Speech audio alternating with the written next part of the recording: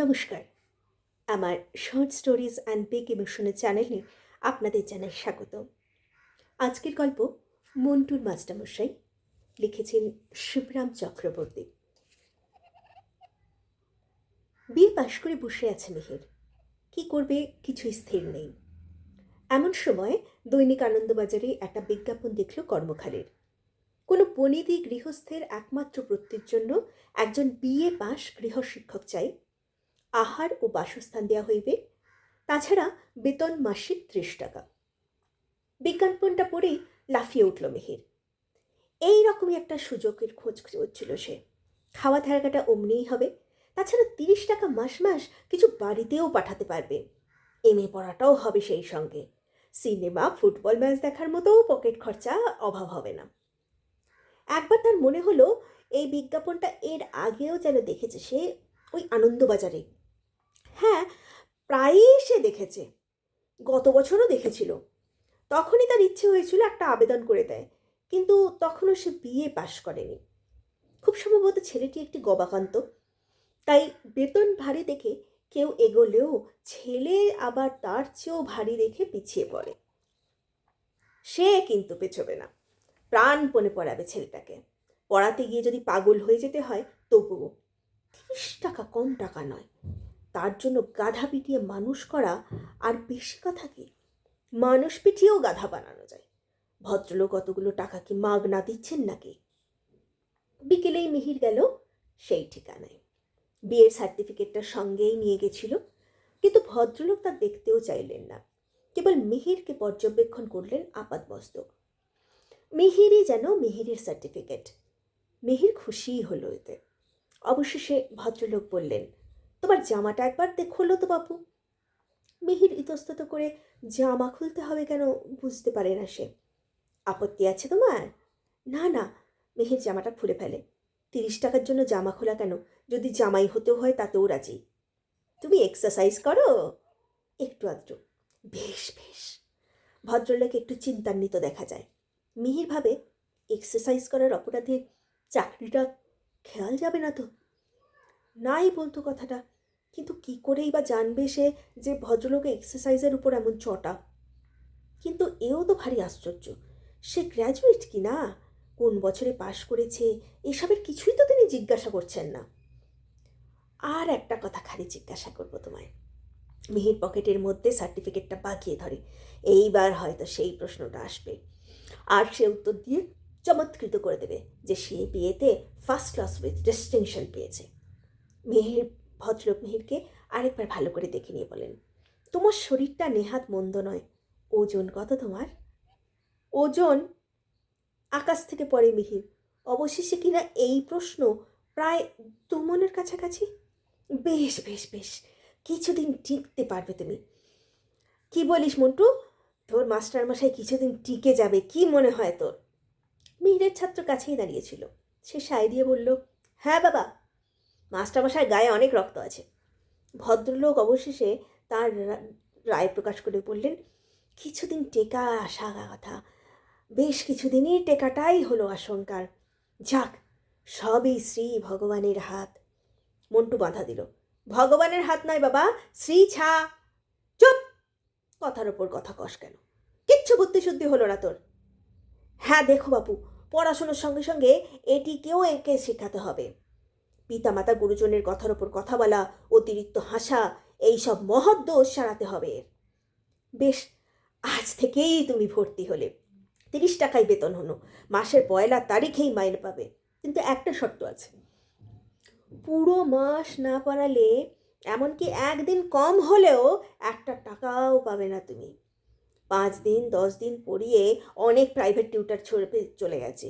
সেরকম হলে আমি বেতন দিতে পারি না, সে কথা আমি আগেই বলে রাখছি।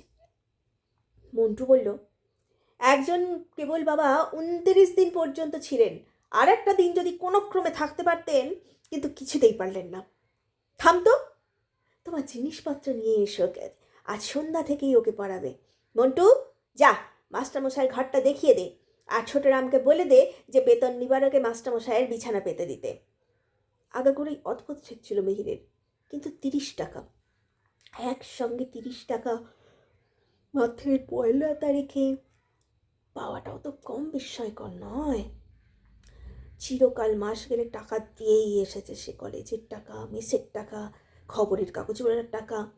এই প্রথম সে মাস গেলে নিজে টাকা পাবে। এই অনির্বচনীয় বিস্ময় প্রত্যাশায় ছোটোখাটো বিষয়গুলোকে সে গা ঝাড়া খেয়ে ছেড়ে দিল। সন্ধ্যার আগেই সে জিনিসপত্র নিয়ে ফেলল। বেশ ঘরখানি দিয়েছে তাকে, ভারী পছন্দ হলো তার।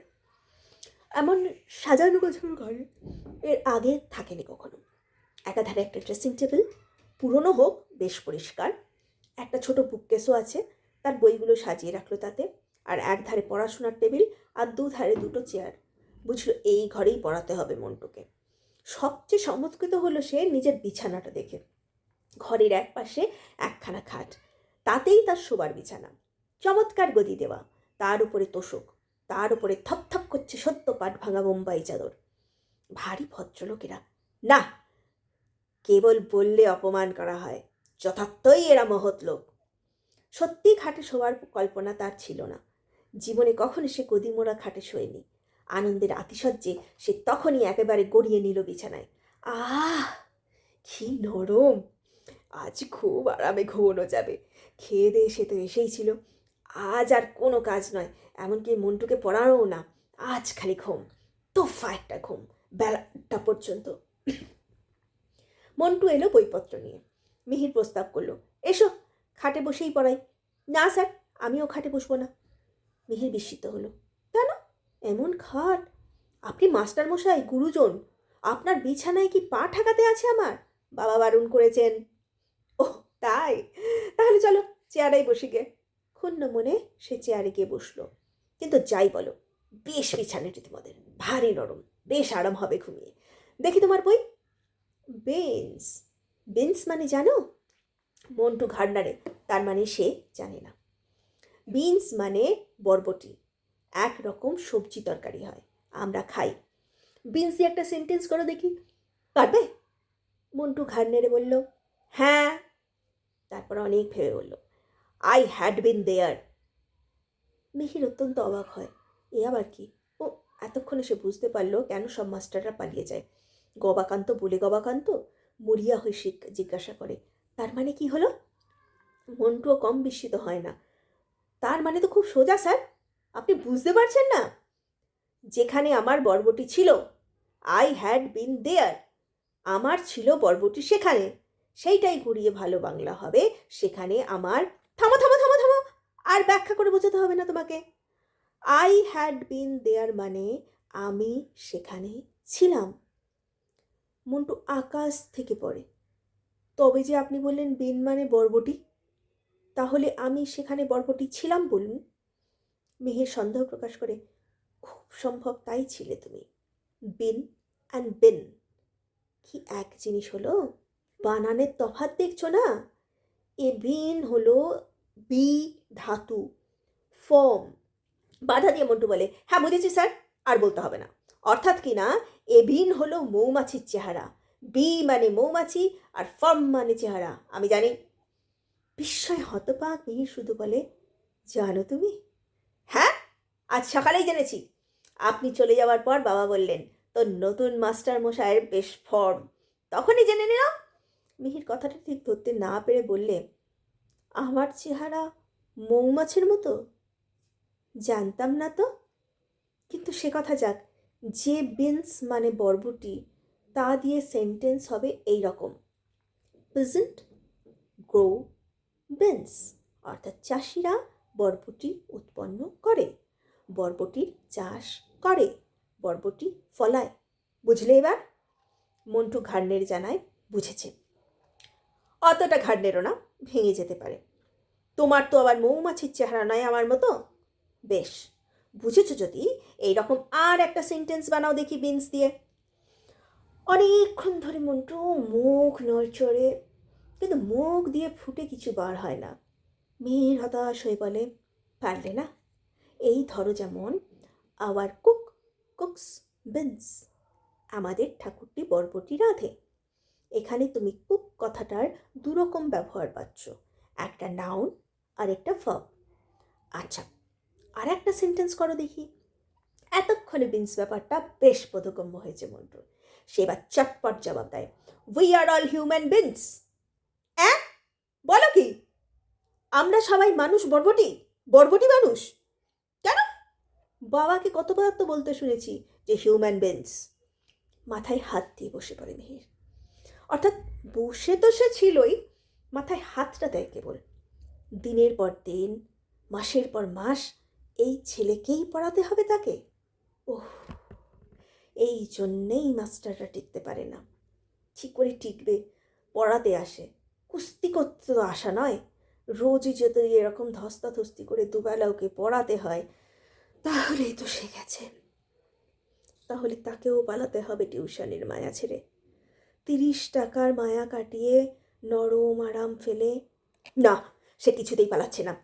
এরকম 29 দিন পর্যন্ত টিকেছিল, আর একদিন টিকতে পারলেই 30 টাকা পেত। কিন্তু একটা দিনের জন্য একটা টাকাও পেল না। বোধ হয় তার কেবল পাগল হতেই বাকি ছিল। পাগল হয়ে যাবার ভয় পালিয়েছে।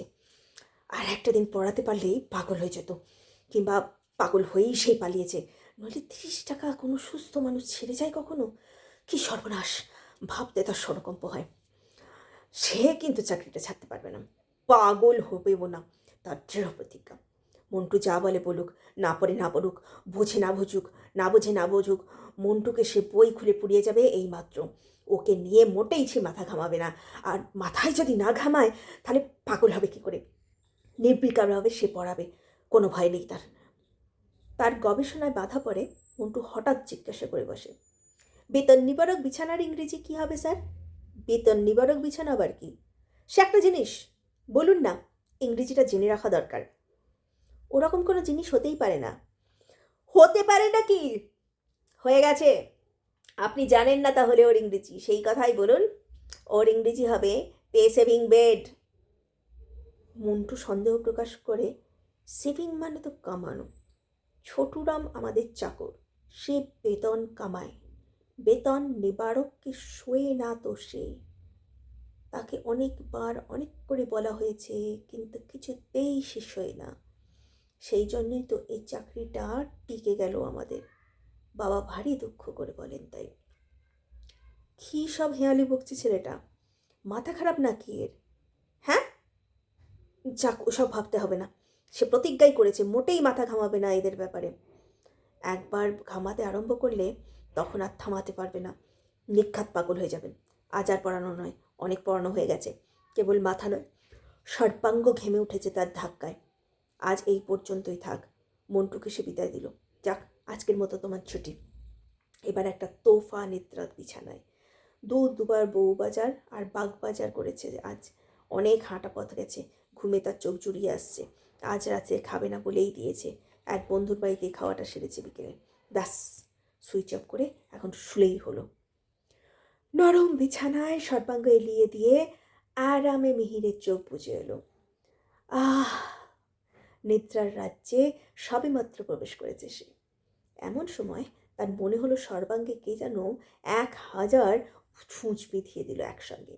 আর্তনাদ করে মিহির বিছানা থেকে নেমে পড়ল। বাতি জ্বালিয়ে দেখে সর্বনাশ। সমস্ত বিছানায় কাতারে কাতারে ছাড়পোকা, ছাড়পোকা আর ছাড়পোকা। হাজারে হাজে, লাখ লাখ, গুনে গুনে শেষ করা যায় না, শুধুই ছাড়পোকা। এতক্ষণে বেতন নিবারক বিছানার মানে সে বুঝতে পারল কেন মাস্টারেরা টেকে না। ও বাবা, কেবল ছাত্রই নয়, ছাড়পোকাও আছে তার সাথে। ঘরে বাইরে যুদ্ধ করে একটা লোক পারবে কেন?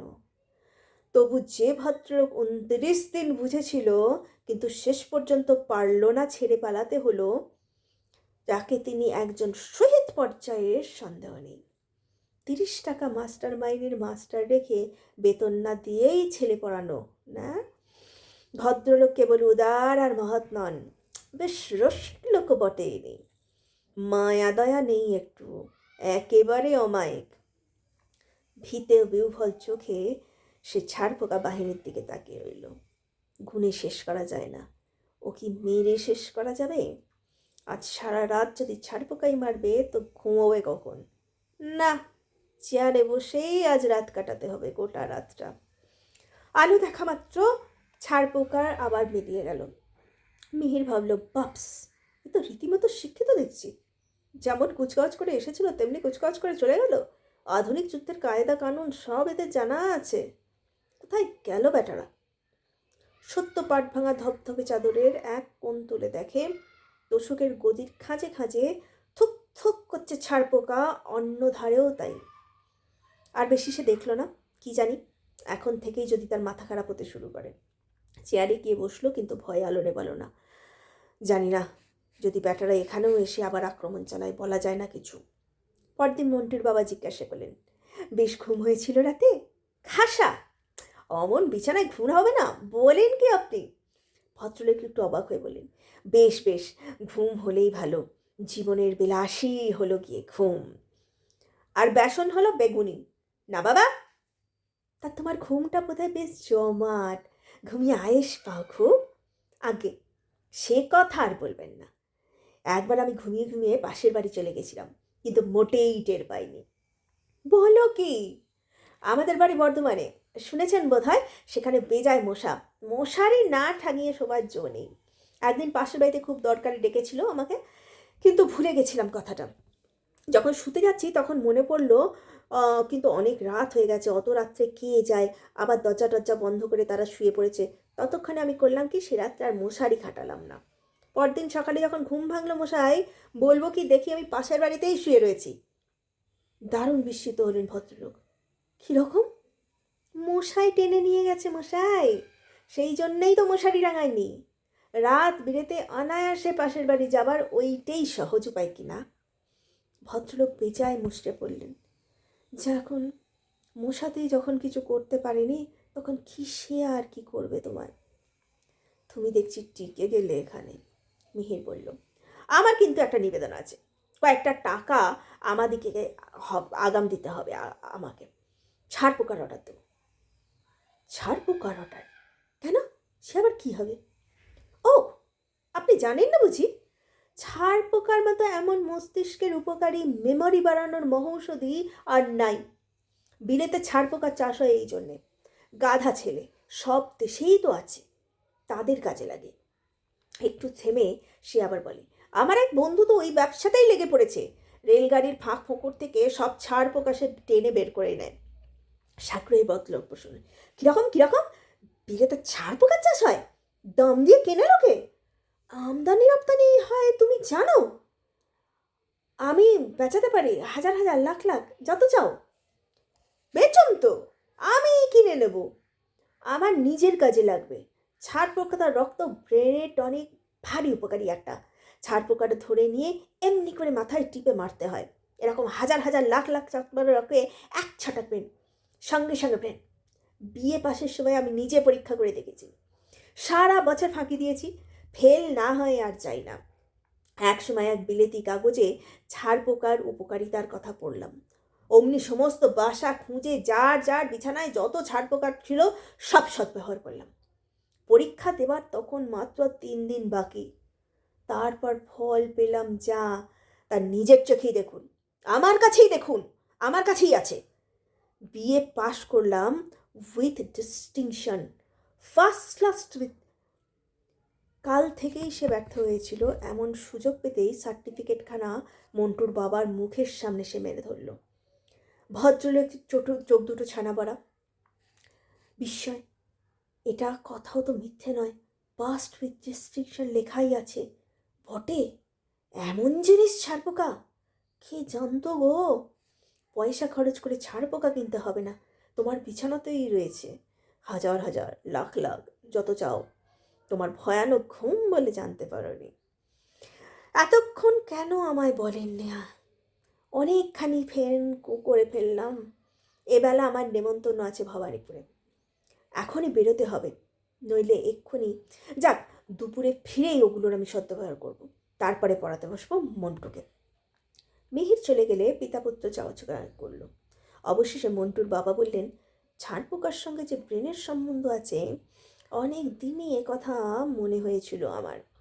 ছাড় পোকার ব্রেনটা একবার ভাব দেখি, অবাক হয়ে যাবে তুই।